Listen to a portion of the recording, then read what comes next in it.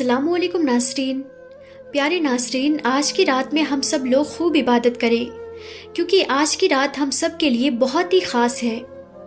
बेहतर तो ये है कि आप पूरी रात इबादत करें क्योंकि ये रात ऐसी है कि मरने के बाद हम अफसोस करेंगे कि हमने वो वक्त सोने में क्यों गुजार दिए थे।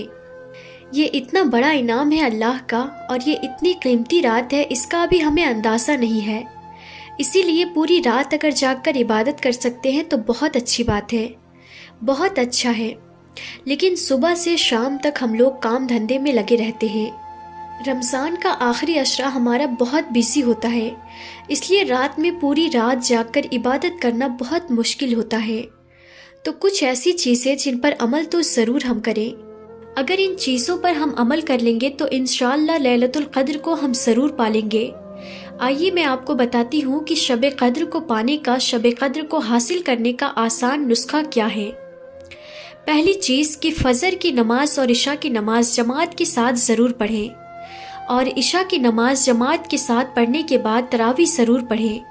हम लोग ये समझते हैं कि कुरान मजीद मुकम्मल हो गया, अब तरावी की छुट्टी हो गई, मस्जिदें खाली हो जाती हैं, कोई तरावी पढ़ने नहीं जाता। ये गलत बात है। इशा की नमाज जमात के साथ पढ़ें और तरावी भी पढ़ें और फजर की नमाज जमात के साथ पढ़ें। सहरी करके आप सो गए, ये गलत तरीका है क्योंकि अल्लाह के नबी सल्लल्लाहु अलैहि वसल्लम का मुबारक इरशाद है कि जो शख्स इशा की नमाज जमात के साथ पढ़ता है और फजर की नमाज जमात के साथ पढ़ता है तो उसको अल्लाह ताला पूरी रात इबादत करने का सवाब अता फरमाता है।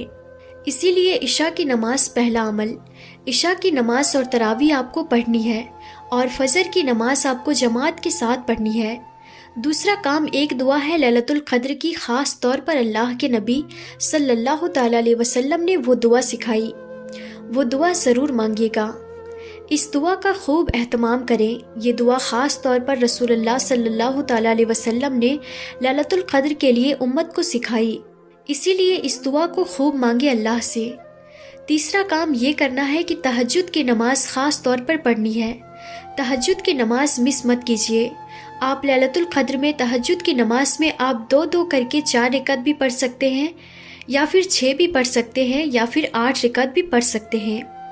कम से कम 4 रकात तो ज़रूर पढ़ें। चौथा काम, कम से कम एक पारा तो कुरान मजीद की ज़रूर तिलावत करें। एक पारा नहीं कर सकते, पाव पारा करें। पाव पारा भी नहीं कर सकते तो एक पेज पढ़ लें, लेकिन कुरान मजीद को कुछ ना कुछ पढ़ें क्योंकि कुरान मजीद का लैलतुल क़द्र की रात के साथ एक बहुत गहरा ताल्लुक़ है। तो चौथा काम, कुछ ना कुछ कुरान मजीद की तिलावत कीजिए। और पांचवा काम कि अल्लाह ताला से खूब रो रो कर दुआ करना। दुआ के लिए ज़रूर वक्त निकालिए। इस रात में जितना हो सके रो कर अल्लाह के सामने गिड़गिड़ा कर आजिज़ी को जाहिर करके, जैसे एक फ़कीर जिस तरह से भीख मांगता है, इसी तरह से अल्लाह के सामने अपने दामन को फैलाकर अल्लाह से खूब दुआ कीजिए। पूरी उम्मत के लिए दुआ कीजिए, तमाम मुसलमानों के लिए दुआ कीजिए।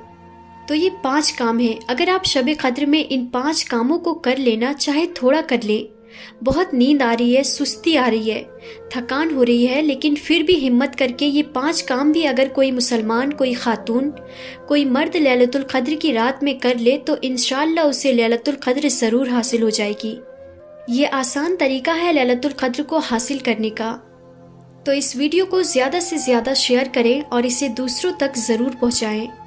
तो हम फिर मिलते हैं अगली नई वीडियो में, तब तक के लिए खुदा हाफिज़।